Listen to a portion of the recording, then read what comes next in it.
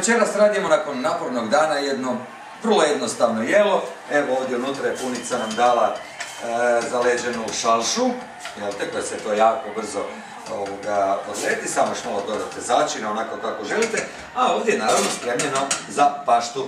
Voda već polako kuha, uzmete ne prstohvat soli, već šakohvat soli, evo još malo, tako. Sad će to zakuhati, nakon toga ide pašta i to je brzo gotovo. Voda je zakuhala. Onda uzmete za dvoje ljudi, recimo s obzirom da mi volimo jako paštu, onda ovako jedan dobar pis pašte, opala,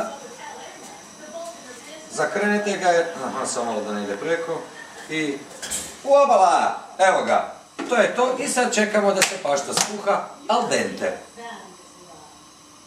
Nakon nekih 30 minuta uspjeli smo napraviti finu, odličnu pašticu. Sada je već dosta kasno i baš nije za paštu, ali ipak smo gladni. Gledajte, ako nemate vremena, ovaj tjedan je idealan. Možda nešto ovako. Halo?